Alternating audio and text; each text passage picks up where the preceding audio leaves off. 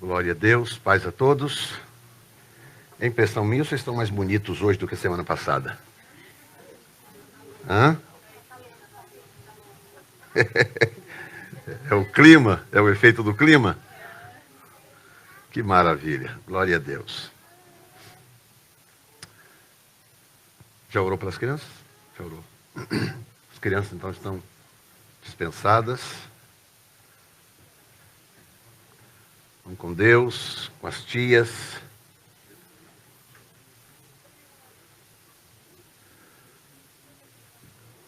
Para quem está aqui pela primeira vez, convido no final do culto, você aí ali atrás, conhecer o departamento infantil, as dependências do Ministério Infantil, para você ver a estrutura que nós temos montado para cuidar das nossas crianças, né? O nosso plano não é entreter as crianças para que você assista o culto. Não, nosso plano é evangelizar as crianças. É dar às crianças um fundamento bíblico para que elas cresçam no conhecimento do Senhor. Amém? Então, por favor, a convite meu, terminou o culto, pega aquela saída ali à esquerda, tem uma porta ali, você pode entrar e conhecer ali dentro, para você ver o que as suas crianças, o que seus filhos têm recebido aqui como ensino na New Time Church. Glória a Deus. Vamos então à palavra do Senhor. Eu quero compartilhar algo com vocês. Mais uma vez, nosso bem-vindo aos que nos visitam. Deus abençoe vocês. Muito bom tê-los aqui.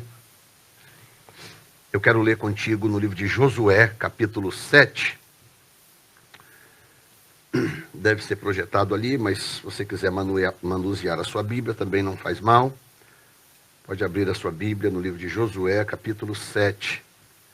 Nós vamos conversar um pouco sobre esta cena descrita aqui nesse texto, que diz assim: e prevaricaram os filhos de Israel no anátema. Anátema significa proibido. Curiosamente, o hebraico é muito curioso, muito interessante. A mesma palavra traduzida para anátema também pode ser traduzida para separado. É a mesma palavra. Então poderia muito bem ser traduzido assim: e prevaricaram os filhos de Israel naquilo que estava separado. Porque a palavra significa a mesma coisa. Então os tradutores fizeram a opção da palavra anátema, porque no contexto, ao traduzir um texto, né, quem fala duas línguas aqui sabe disso, você vai traduzir uma palavra, você precisa do contexto para ter uma noção do que aquela palavra talvez signifique naquele momento ali, naquele texto, né? Então eles traduziram a palavra por anátema, prevaricaram os filhos de Israel no anátema, ou naquilo que estava proibido, né? Porque Acã, filho de Carme, filho de Zabdi, filho de Zerá, filho de Judá, tomou do anátema, e a ira do Senhor se acendeu contra os filhos de Israel. Enviando, pois, Josué de Jericó alguns homens a Ai, que está junto a Bet-Aven, da banda do oriente de Betel, falou-lhes dizendo: subi e espiai a terra. Subiram, pois, aqueles homens e espiaram Ai.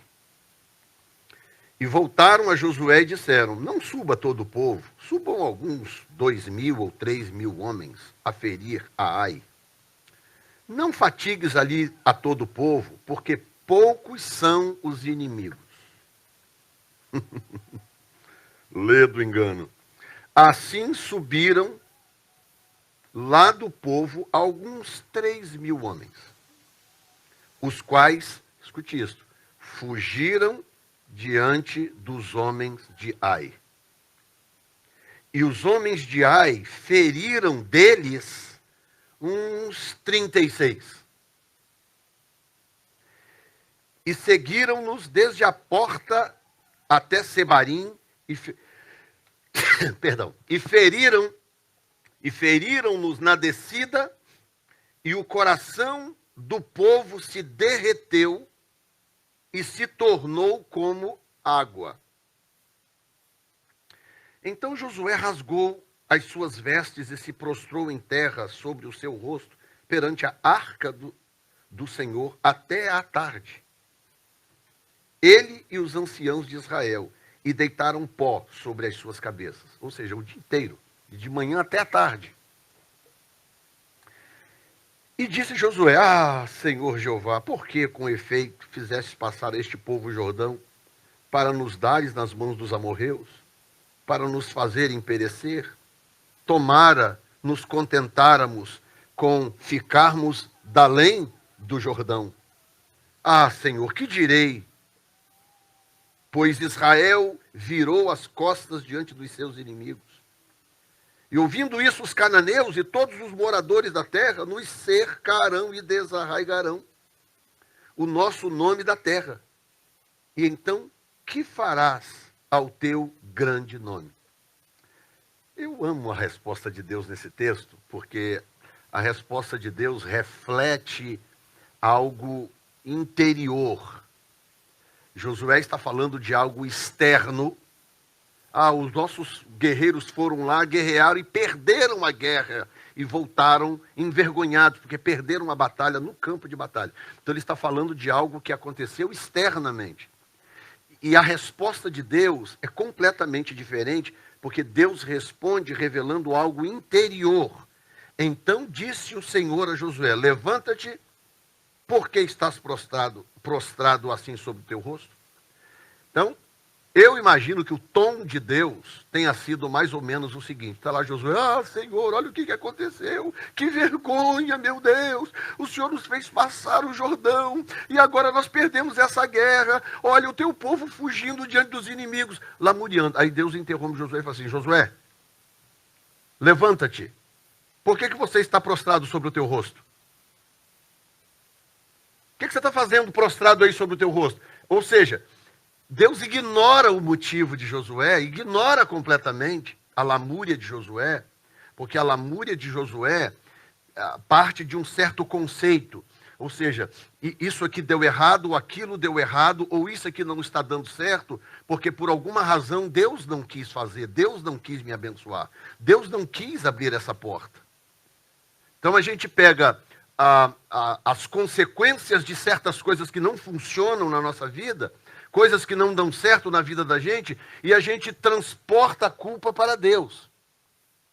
Como se houvesse má vontade no Senhor de fazer aquilo acontecer, ou de nos abençoar, ou de abrir aquela porta, de nos curar, de nos libertar, de abençoar a família, de abrir portas financeiras, seja qual for a sua ai, né? Seja qual for o seu campo de batalha, que talvez você não tenha encerrado da forma que você talvez tivesse planejado. Então, qual é a nossa primeira atitude? A nossa primeira atitude é falar: poxa, Deus, por quê? Senhor, olha o que aconteceu. E isso tem uma origem. A origem disso é o Éden. Quando Deus chegou no Éden, depois que Adão e Eva comeram do fruto, Deus chegou tranquilão, como se não soubesse de nada. Chegou e falou: Adão, cadê você? Eu estou aqui, Senhor, escondido atrás da árvore. Ué, você está escondido atrás de uma árvore, Adão? Estou, por quê? Porque eu estou nu, Senhor. Você está nu, Adão? Quem foi que te falou que você está nu?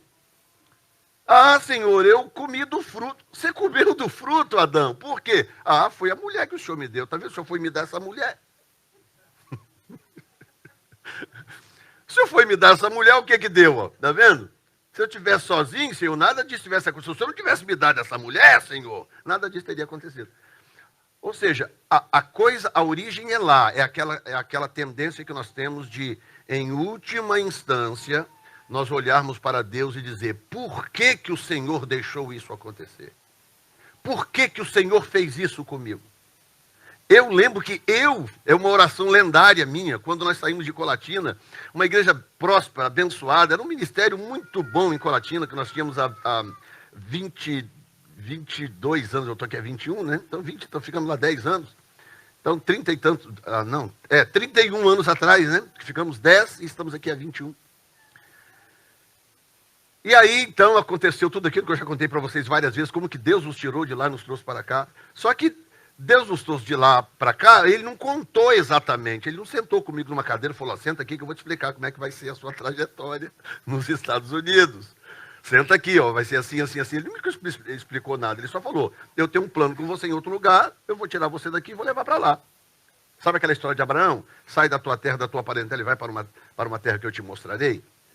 Deus não podia contar para Abraão, olha, vai dar você vai chegar lá, a terra é seca, você não vai aguentar, você vai parar no Egito, lá no Egito Faraó vai querer a sua mulher, vai dar problema, você vai ficar travado lá cerca de 2 anos, eu vou ter que mandar uma maldição no Egito para liberar a sua esposa, vocês vão voltar para a terra, mas vocês vão voltar trazendo uma escrava, quando chegar aqui a sua mulher vai tentar você a deitar com essa escrava, você vai deitar com ela, vai arrumar um filho, vai dar problema. Imagina se Deus fosse falar tudo isso com Abraão, lá no dia da chamada.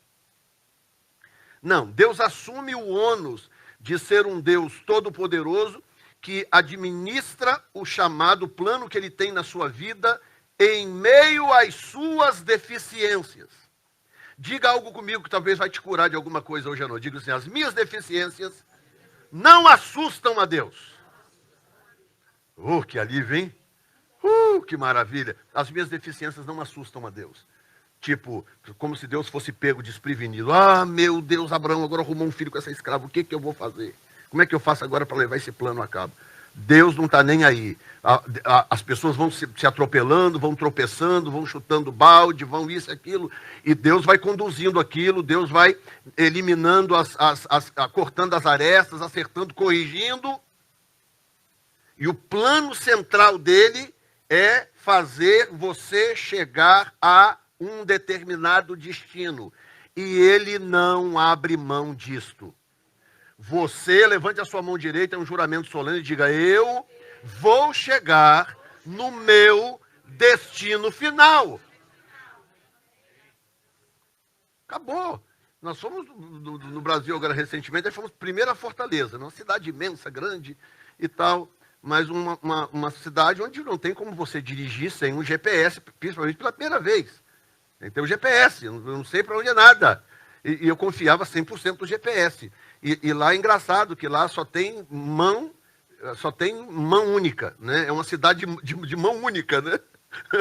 Você tem que entra nessa rua, não pode voltar por ela, tem que dar uma volta na outra. Aí na outra é uma coisa estranha, é um labirinto a cidade.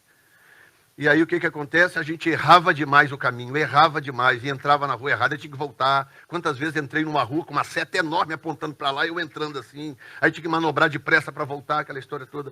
Ou seja, nenhum desses atropelos impediram o GPS de me colocar na porta do meu destino final. Eu cheguei no meu destino final, porque o foco do GPS não são as curvas, nem as retas. O foco do GPS é o destino final. Então, toda vez que você erra uma curva, ele corrige aquilo e põe você na outra curva certa para você chegar aonde você precisa chegar. Tem alguém me ouvindo aqui hoje? Então, Deus dá uma resposta para Josué interessante. Então, deixa eu voltar agora um pouquinho para dar um pequeno pano de fundo para quem talvez não está tão familiarizado com a história. O povo cruzou o deserto por 40 anos e Deus, então, agora pegou o povo e mandou o povo entrar na terra para conquistar a terra de Canaã. O primeiro obstáculo era o Rio Jordão. Deus fez um milagre, abriu o Rio Jordão e o povo atravessou o Rio Jordão. Eram milhões de pessoas. No mínimo, mais de 1 milhão de pessoas.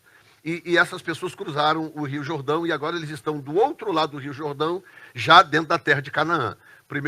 O segundo obstáculo, o primeiro era o rio, o segundo obstáculo era Jericó. Deus fez um grande milagre, uma grande operação, derrubou as muralhas de Jericó, entregou a cidade nas mãos de Israel. Por que Deus abriu o Mar Vermelho? O que é mais difícil, Deus? O que é mais difícil? Deus abriu o Rio Jordão, abriu um rio. Eu sempre disse isso, eu vou repetir de novo. Me impressiona mais Deus abrir o Rio Jordão do que Deus abrir o Mar Vermelho. A mim, impressiona mais o segundo milagre, o do rio. Por quê? Porque o rio tem sentido, o rio tem corrente.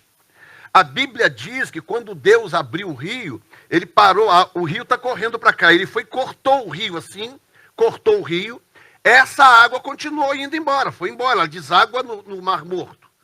Essa água aqui foi embora, ela continuou correndo, e Deus foi e parou o rio aqui.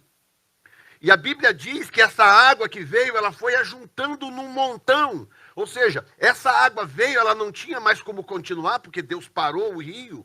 Ela foi alagando a região, ela foi se espalhando, alagando a região. Então o rio não parou de fluir, o rio não parou, o rio continuou fluindo. Só que ele foi alagando a região, porque ele não podia seguir o seu leito, porque Deus interrompeu aquilo ali. Um milagre extraordinário, que sabe, desafia todas as leis da física imagináveis. Ou seja, Deus não tem nenhuma dificuldade de fazer o que for necessário para te abençoar. Deus nos ama a ponto de fazer o que precisa para nos abençoar. Olha o que ele fez, ele mandou o seu filho, ele fez o seu filho encarnar em forma humana, para morrer, para derramar sangue. Lá no céu não tem sangue, ele falou, você vai ter que encarnar lá na terra, em forma humana, para você derramar o seu sangue a favor desse pessoal, desse povo. É mais ou menos como você dar o seu filho para morrer pelo bandido que invadiu a sua casa. Sacrificar o seu filho para o bandido que entrou, cometeu o crime e não sofrer pena de morte. O que Deus fez foi um absurdo. A gente, é porque já se tornou algo natural, já é a mensagem central do cristianismo. A gente trata isso como se fosse natural. Mas o que Deus fez foi um tremendo absurdo. Ele pegou e deu o seu filho santo e puro para morrer por inimigos. Porque a Bíblia diz, Paulo disse, que nós somos inimigos de Deus. Éramos inimigos de Deus. O homem ímpio, pecador, é inimigo de Deus. Por que é inimigo de Deus? Porque o pecado gera essa inimizade. O pecado gera esse rompimento entre o homem e Deus. Então, o que Deus faz? Ao invés de executar todo mundo, que era o que a lei mandava, Deus fala, não vou fazer isso diferente. Eu vou pagar o preço que vocês não dão conta de pagar para poder dar a vocês uma chance de serem felizes. E aí ele envia o seu filho para morrer por nós na cruz do Calvário, para que nós pudéssemos ter o que temos hoje. Certeza de salvação e a esperança de que Jesus está voltando e ele vai arrebatar a sua igreja e nós vamos com ele para a glória. Amém? Domingo que vem eu vou começar a falar sobre escatologia, exatamente para isso, para poder mostrar para você como que esse plano de Deus é maravilhoso, como que a Bíblia, inclusive eu vou falar sobre a guerra na Ucrânia, sobre a Rússia e a Ucrânia, tudo dentro do conceito bíblico, inclusive para poder dissipar alguns exageros que nós vemos por aí, pessoas fazendo previsões esdrúxulas por causa dessa guerra e tal. Nós vamos falar sobre isso, porque isso está dentro do plano de Deus. Na escola dominical, qual é o plano de Deus? O plano de Deus é que você more com Ele para sempre. Ele quer que você more com Ele. Qual o momento mais feliz que você já teve aqui na Terra? Pensa aí, se for possível, existe um momento na sua vida que você diga, esse momento aqui foi o momento em que eu experimentei a maior alegria, a maior felicidade da minha vida. Pensou? Pensou. Deixa eu te falar, isso aí não é um grão de areia perto do gozo e da alegria que você experimentará para sempre vivendo com o Senhor na eternidade. O gozo da eternidade é um negócio indescritível, indescritível. E o Senhor planeja isso para você. Então, qual é o segredo? Por que Deus fez algo tão esdrúxulo, tão absurdo, que é cortar um rio no meio para o seu povo passar? Por que ele derrubou as muralhas mais imponentes da época? Jericó era uma cidade considerada invencível. Era uma das cidades mais antigas. Até hoje a arqueologia reconhece Jericó como uma das cidades mais antigas. E nunca havia caído, ninguém nunca havia conquistado Jericó. Por quê? Pelo simples motivo de que as muralhas eram intransponíveis. Não tinha como transpor aquelas muralhas. O que Deus fez? Foi lá, enviou um terremoto, abriu a terra, engoliu as muralhas, elas caíram de tal forma que formou uma rampa para o povo de Israel entrar na cidade, tomar a cidade e dominar a cidade com a maior facilidade. Deus deu para Josué orientações claras e específicas para isso acontecer. Ok, que maravilha! Aí acontece algo que eu considero perigoso, que é quando você percebe que a mão de Deus está sobre você. Escute isso, hein? Quando você percebe que a mão de Deus está sobre você, que Deus está a seu favor e você começa a ser descuidado. Você para de prestar atenção em coisas pequenas, que às vezes aparentemente para nós são coisas pequenas demais, e que para Deus às vezes faz a maior diferença.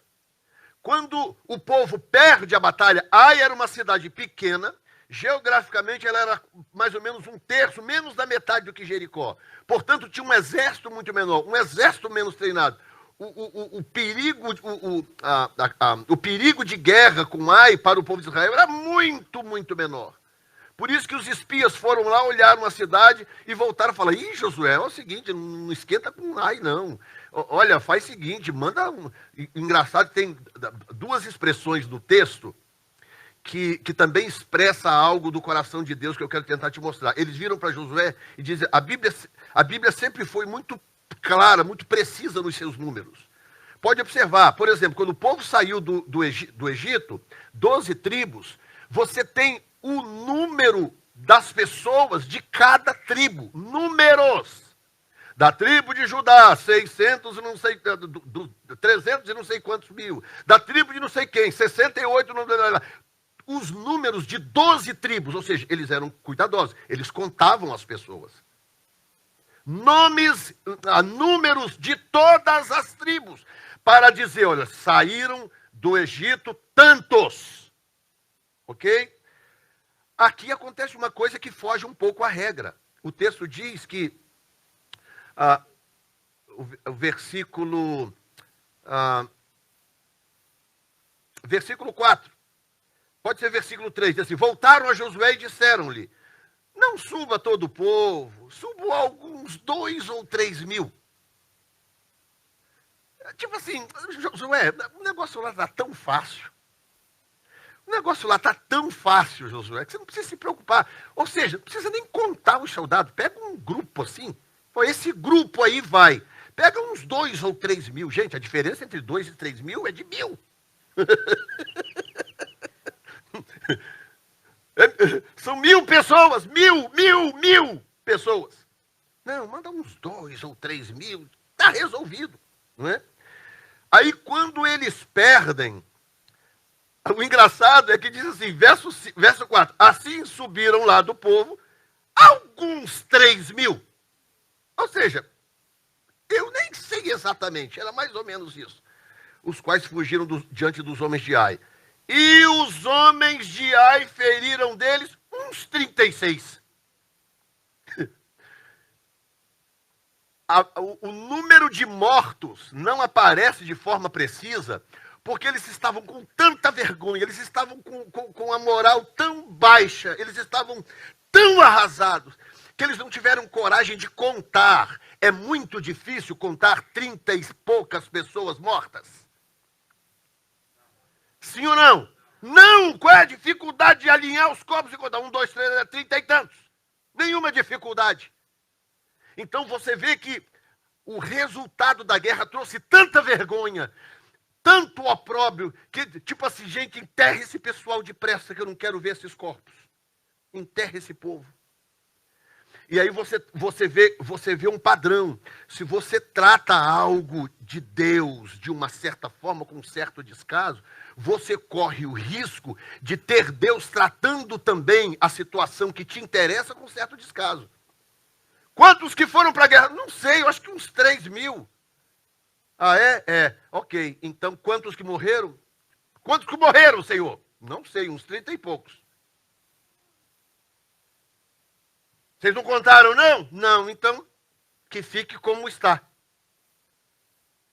Porque o dever de vocês era fazer o que vocês fizeram em Jericó. Ou seja, em Jericó, a começar pela abertura do rio, Josué foi para os pés do Senhor, em oração, pensando: Senhor, o que eu faço? Como que a gente atravessa esse rio?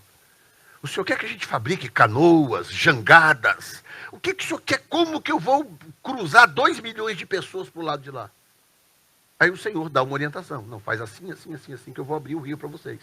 E ele fez exatamente como Deus mandou. Deus abriu o rio, cortou o rio, igual se corta um pão de fatia, cortou o rio no meio. O povo atravessou com o pé enxuto, bonitinho, chegou do lado de lá, que maravilha. Aí Josué foi de novo para o joelho. Senhor, e agora? Como é que eu faço para poder vencer essa cidade? Porque essas muralhas têm histórico de serem intransponíveis.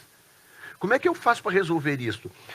Pastor, ok, mas hoje em dia não tem mais muralha, cidades muradas. Sim, mas quantas situações na sua vida que são muradas? Responde para mim. Quantas situações ou problemas ou coisas na sua vida com as quais você se debate há anos? Às vezes há décadas.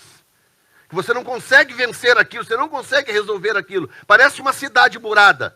Você lida com aquilo por anos. E parece que aquilo não tem, parece que Deus resolve qualquer coisa, menos aquilo. Sim ou não? Sim ou não, gente? Ou seja, existem cidades muradas, sim. Elas só não são cidades externas, cidades físicas. Mas dentro de nós há muitas coisas muradas que nós não conseguimos tocar, nós temos até medo de enfrentar. Existem coisas interiores que a gente não tem coragem nem de falar para ninguém, nem de compartilhar, nem de pedir ajuda.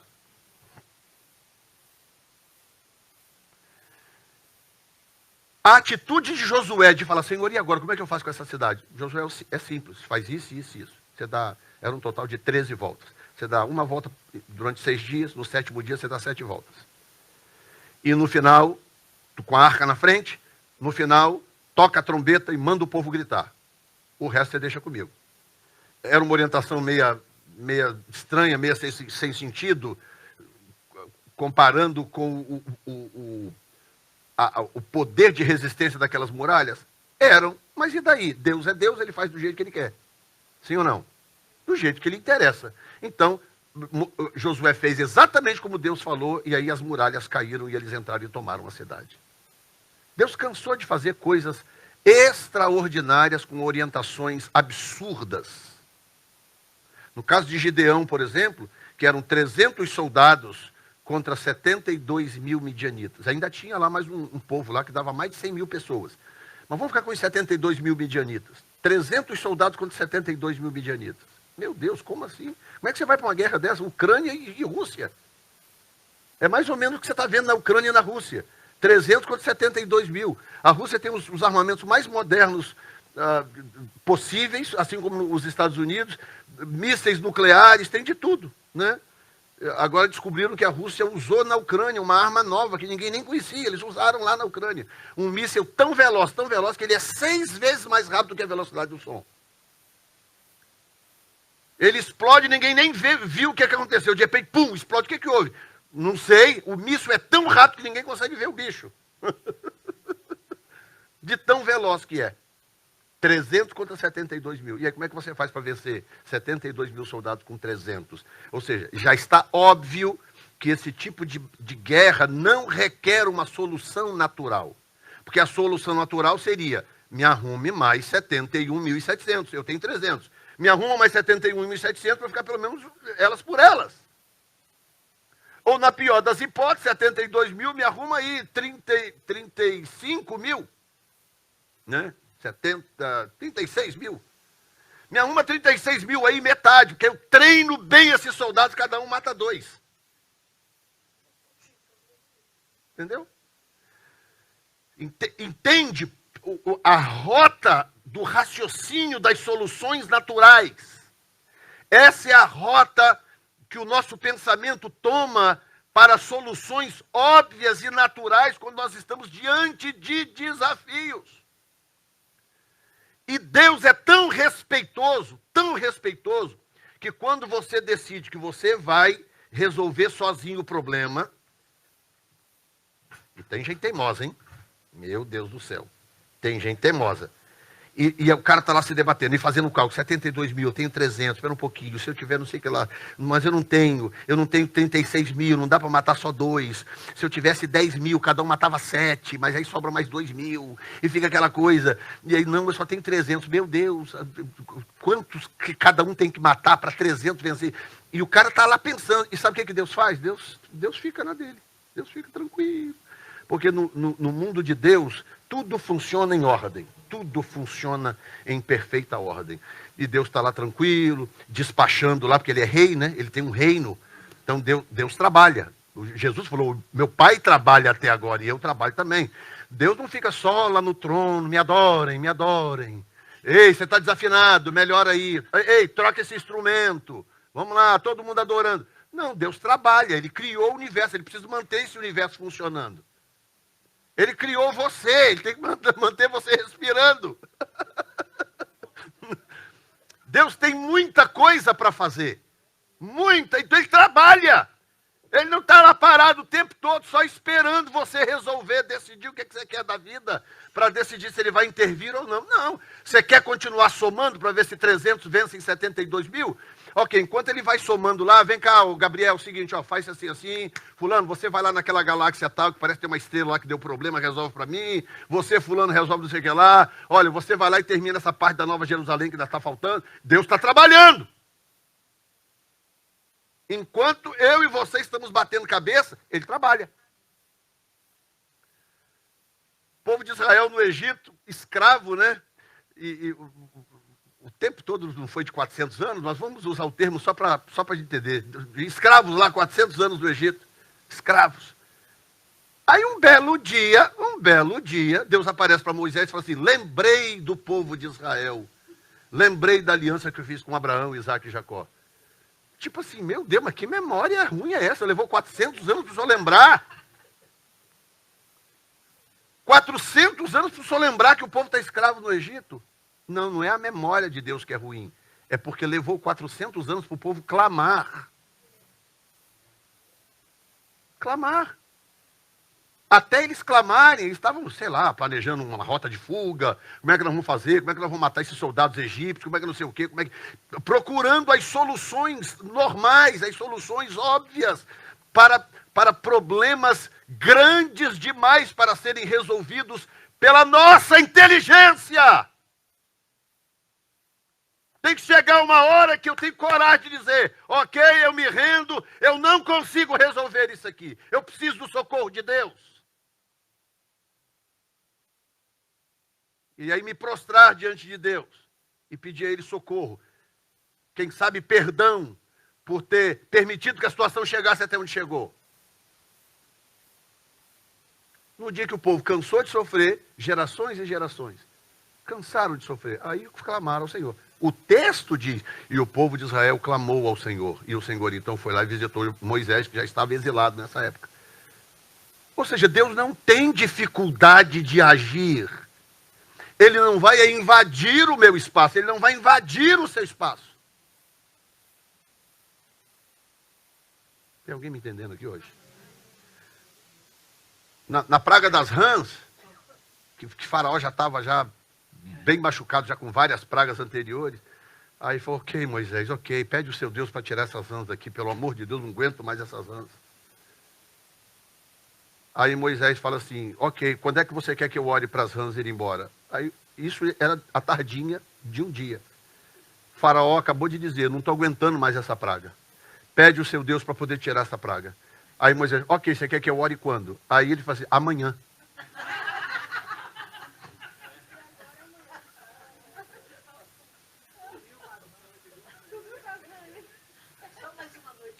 É. Mas por quê? Porque na cultura egípcia, a noite não era boa para os egípcios. O Deus dos egípcios se manifestava através do sol. Quando o sol se punha, eles entendiam que eles estavam descobertos. Então, tipo assim, não mexe com isso agora à noite, deixa para amanhã. E mais uma noite com aquelas rãs pulando em cima da cama, enrolado no lençol, aquela loucura. Você imagina? Ou seja, eu quero colocar dessa forma. Deus está disposto a esperar o tempo que você quiser. Quanto tempo você quer que Deus espere mais? Para ele está tranquilo, porque ele está despachando, ele está trabalhando. Ele está trabalhando. Ele não tem problema de continuar esperando, deixar o tempo passar. Você passar mais uns apertos, você chorar, lamuriar. Mas aí quando o indivíduo vem, Josué veio para Deus e falou, Senhor, não estou entendendo. Não estou entendendo nada, Senhor. Por que que o Senhor fez isso conosco? Deus não embarca nessa lamúria humana.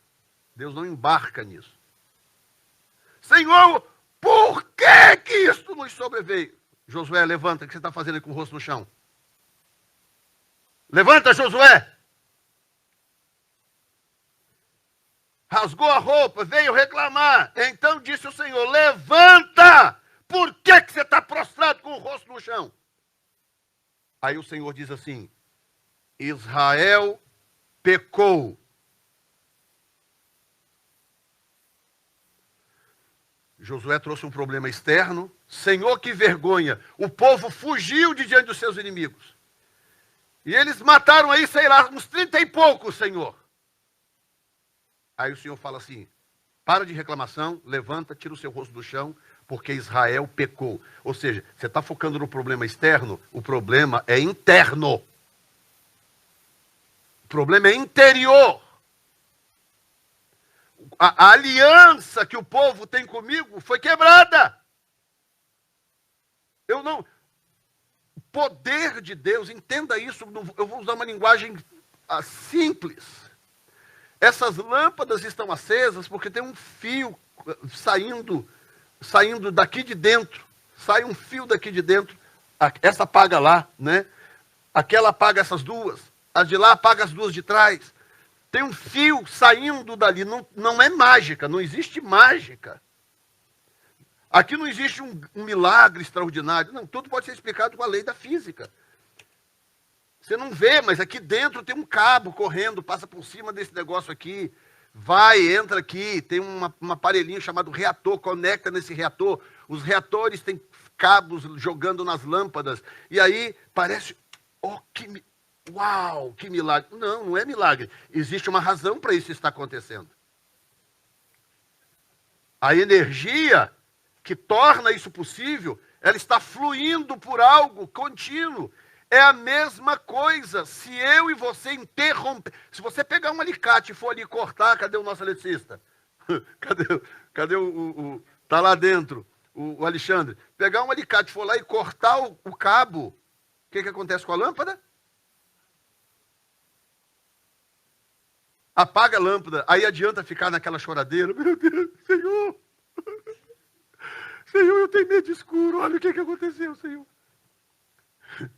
E ficar naquela lamúria, chorando, meu Deus, e agora como é que eu vou fazer? Aí ora, sacode o teto, aí troca a lâmpada. Adianta?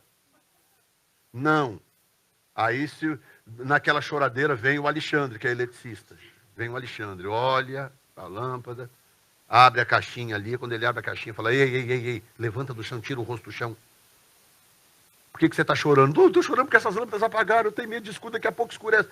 Ei, levanta o rosto, tira o rosto do chão. Ela apagou porque quebrou a conexão entre o poder, a energia que faz isso acontecer e o cabo que traz a energia até a lâmpada. Ou seja, a solução é mais simples do que parece, porque o que precisa agora é você refazer a conexão do cabo para que a energia volte a fluir. Ou seja, continua tendo energia. A lâmpada está boa, mas a conexão foi quebrada. Então Deus está falando, Gente, é complicado isso que nós estamos ouvindo aqui agora? Ou é simples? Aí Deus vem e fala, Josué, você está fazendo o quê com a cara no chão? Diga comigo, tem hora que a gente chora inutilmente. Tem hora que a gente chora sem razão, sem necessidade. Não há fruto nisso. Mesma coisa de Josué diante do Mar Vermelho. Tirou o povo do Egito, daqui a pouco está diante do mar. Aí, quando eles olham para trás, está lá o exército de Faraó vindo lá longe. Aí imagina o pânico. Em torno de 1.200.000 pessoas. O exército de Faraó, super equipado com carruagens, armas letais para a realidade da época, e vem aquele exército descendo o morro, e aí começa aquela correria, aquele pânico, de um lado para o outro, de um lado para o outro. Aí Moisés vê aqui, aí o povão Vem e fala, Moisés, o que você fez? Olha a oração de Josué. Senhor, por que o Senhor não nos deixou do lado de lá do Jordão? O povo veio para Moisés, Moisés, olha o que você fez. Por que você foi nos tirar do Egito? E agora, Moisés? Mas Moisés, naquela pressão, foi e se prostrou diante de Deus. Senhor, e agora tem misericórdia. A resposta de Deus é tão engraçada. Deus falou assim, Moisés, por que você está clamando a mim? Moisés, por que clamas a mim? Tipo, Senhor, não é meio óbvio? O senhor está vendo lá o exército de Faraó? Estou vendo. O senhor está vendo o pânico do povo aqui? Também estou vendo. É tipo assim, estou vendo. E daí? Por que clamas a mim? Mande que o povo de Israel marche.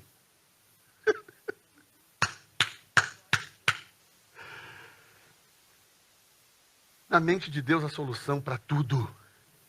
Diga, há solução para tudo na mente de Deus. Então qual é o desafio? É conectar minha mente na de Deus. É só isso, porque há solução plena lá.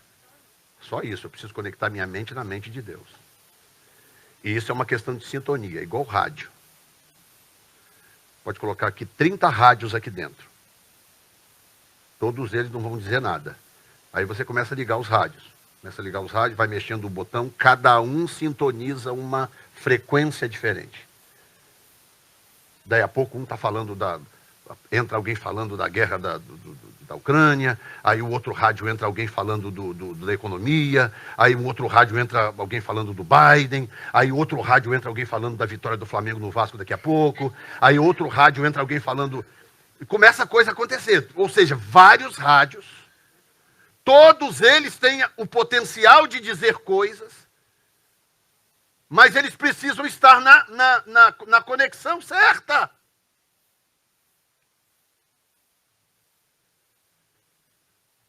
Amém ou não? Você acha que Deus exigiria de você algo que não é possível para você? Sim ou não? Não. Então, se Deus exige de você conexão com Ele, é porque é possível. Ele criou você para isso. Ele criou você assim. Ele criou você assim. O mundo espiritual funciona assim. Eu comecei a assistir uma série no Netflix. E no começo começou a me entregar, porque é uma série assim que não fazia muito sentido, umas coisas. E aquilo foi me entregando. Eu falei, eu quero ver onde que isso vai dar. Fui olhando. Aí chegou num certo ponto, eu comecei a perceber que tinha ocultismo na coisa. Tinha ocultismo na coisa. Falei, isso aqui isso aqui é uma armadilha para passar conceitos de ocultismo. E aí foi, chegou num ponto, num episódio, que apareceu uma cena, e lembra que eu contei para vocês aqui de uma vez que a igreja nossa lá em Boston toda adoeceu? Lembra? Que eu contei para vocês da espada, que eu desafiei o principado da cidade, a igreja inteira adoeceu? Quem lembra disso? Então, nessa época eu tive uma visão, Deus me mostrou em visão o demônio que dominava a cidade. É uma espécie de um polvo gigante, ficava flutuando nos ares, com um monte de tentáculos. Sabe o que é um polvo, né? Um polvo do mar. Não é polvo, não é o povo. Polvo, né? Aquele coisa gigantesco, cinza, um cinza estranho, com tentáculos enormes, os tentáculos todos pela cidade, assim, aqueles tentáculos. Foi uma visão que Deus me deu. E aí, por causa dessa visão, eu tomei a atitude que eu compartilhei na época da espada, que eu comprei uma espada, ungi com óleo. Lembra disso? E porque Deus me deu a visão, mas Deus não mandou eu comprar a espada, Deus não mandou eu ungir a espada com óleo, Deus não mandou eu ir para o culto desafiar o principado. Deus não mandou nada. Ela está rindo porque foi punk, foi barra pesada. Deus não mandou fazer nada daquilo, ele só me deu a visão, algo viria depois, ele me ia dar alguma orientação a respeito daquilo. Não, eu resolvi ser o vingador mascarado da cidade, o Batman.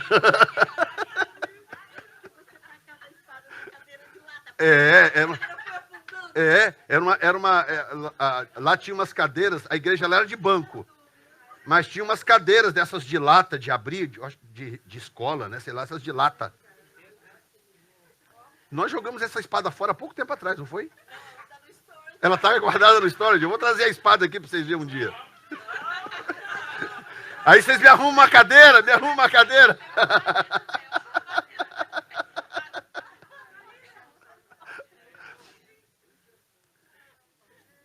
Deus me deu uma visão, mas não mandou fazer nada, só me deu uma visão. Aí eu resolvi agir por conta própria.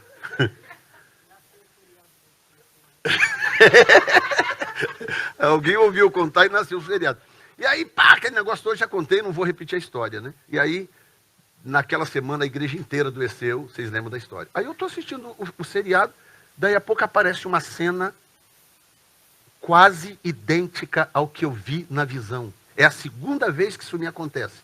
De eu ver em filme cenas quase idênticas.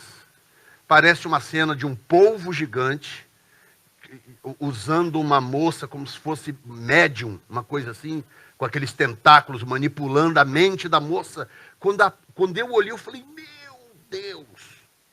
Ou seja, os caras em Hollywood, eles conhecem muito do mundo espiritual. Eles sabem de muita coisa do mundo espiritual. E eles tentam passar essas coisas em filmes, em certos conceitos de filmes, etc., para poder influenciar a população. Agora, Deus se impressiona com essas coisas? Não, Deus está acima de tudo isso. Agora, Ele criou eu e você com a capacidade de sintonizar. Assim, eu contei por causa disso. Eu queria dizer isso aqui. Na cena do filme, acontece uma coisa aqui que eu falei já para vocês aqui. Que quando o Senhor me levou no céu em novembro de 2020, eu entendi como que o céu se comunica com a terra. Eu entendi nessa experiência da forma que eu explico hoje. Tá? Que até então eu entendia que era telepático. Se você for arrebatado e for ao céu, quando todos nós formos para o céu, você vai ver que lá usa-se pouco a boca. Não precisa da boca lá. Você pode usar a boca, mas não é necessário como aqui. Se eu fechar minha boca, você não tem como mais saber o que está na minha mente. Não, lá todo mundo sabe o que está na mente de todo mundo, porque é um ambiente perfeito. Não há constrangimento. Se de repente aqui Deus permitir todo mundo entender o que todo mundo está pensando, meu Deus do céu, acho que eu vou ser o primeiro a correr por aquela porta. Falei, deixa eu correr daqui para ninguém descobrir meus pensamentos. É ou não é? Porque nós estamos num mundo imperfeito. Então, de vez em quando, passam umas besteiras pela cabeça da gente. Lá não tem disso, lá é perfeito, tudo perfeito. As pessoas se comunicam assim. Só que eu achava que era telepatia. Não é telepatia, é vibração. É vibração. O céu vibra. E aí eu estava vendo, por isso que eu gosto de falar dos rádios, porque é mais ou menos isso aí. Ondas de rádio é um tipo de vibração. Né? Quando emite lá na torre, aquilo é emitido em forma de vibração, que espalha como ondas. É exata. Essas coisas são todas cópias das coisas que Deus criou e daquilo que Deus é. Deus é um ser que vibra, ele vibra glória, ele vibra poder, ele vibra unção, ele vibra vida. Tudo isso flui dele para o universo inteiro. E também para a terra. Ele está agora no trono de glória, sentado, vibrando tudo que você precisa. Você está entendendo o que eu estou dizendo? As suas necessidades estão pairando aqui nesse ambiente em forma de vibração divina. Assim como ondas de rádio diversas. Quantas estações de rádio você acha que tem aqui dentro agora, nesse momento? São 56? Pronto, está aí o nosso especialista em transmissões de rádio. Você imagina, AM e FM, só de AM tem 3 tipos de onda, FM tem acho que 2 ou 3 tipos de ondas de FM. São centenas de estações de rádio agora, que todas falando ao mesmo tempo. Mas eu não consigo ouvir, você consegue ouvir? Não. Mas pega um rádio, liga ele e começa a virar o botão para você ver se as vozes não estão todas aqui dentro. Elas estão todas aqui. Só que nós não temos mecanismo para captar ondas de rádio. Nós não fomos criados para isso. Mas nós fomos criados para captar vibrações divinas. Ou vibrações espirituais, porque vibrações malignas também chegam na pessoa. O que é uma pessoa oprimida? O possesso é o espírito que está dentro da pessoa. O oprimido é quem? É aquela pessoa que está sob influência de vibrações malignas. Vibrações demoníacas. É o oprimido. Estão entendendo? É simples. Então, Deus, diga comigo, Deus me criou com a capacidade de captar as suas vibrações. E nessas... Agora, claro, você tem que investir, você tem que orar, você tem que ler a palavra, você tem que consagrar a sua vida. Né? Não adianta trazer aqui um rádio com um transistor queimado também, não adianta. Aí gira, não falaram que esse negócio funciona, que capta a voz de gente falando, mas tem um transistor queimado. Você tem que levar lá, trocar a peça, tem que lubrificar, tem que cuidar do aparelho. Tem que botar óleo no negócio. Sem óleo na sua vida, meu filho, nada funciona. Mas eu termino com isso agora, né? Escute bem. Josué diz, Senhor, nós fomos derrotados pelo exército de Ai. Por que, Senhor? A resposta de Deus é simples. Deus não cita o inimigo. Escuta essa. Deus não diz, ô Josué, é o seguinte, é porque o pessoal de Ai, assim assado, a estratégia deles é essa, eles são assim. Deus não cita o inimigo. Verso 10, a resposta de Deus é, levanta para de chorar, porque Israel pecou. Então eu vou traduzir dessa forma. Senhor, nós perdemos para Ai e morreram 30 e poucas pessoas. Por quê? A resposta de Deus é o seguinte, não tem a ver com o poder do inimigo, não tem a ver com as estratégias do inimigo, não tem a ver com a capacidade do inimigo, tem a ver com a sua relação comigo.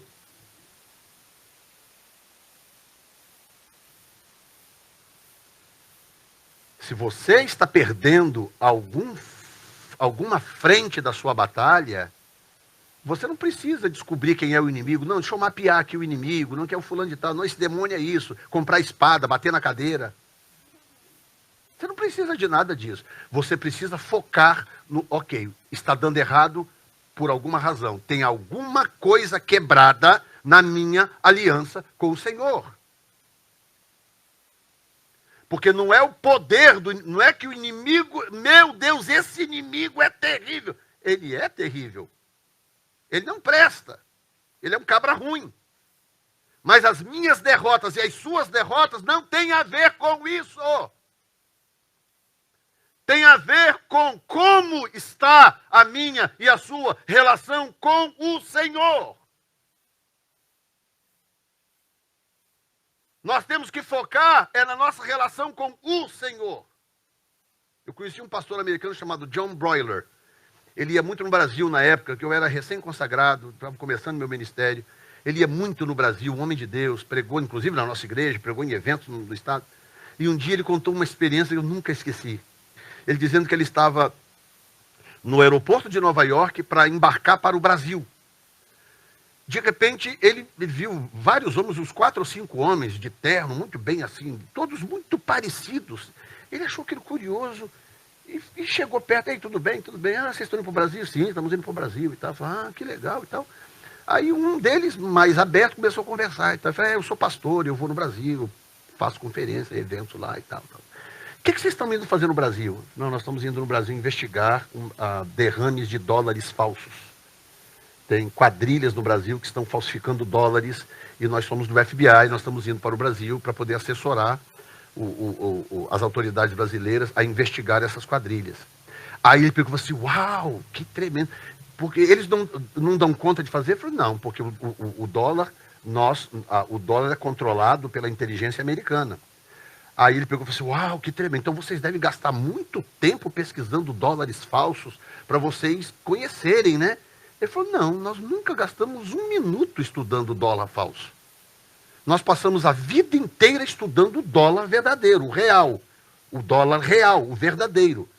E a gente conhece de tal forma o dólar que quando nós batemos o olho num falso, a gente sabe que ele é falso. Mas a gente sabe que ele é falso porque a gente conhece o verdadeiro, o dólar verdadeiro.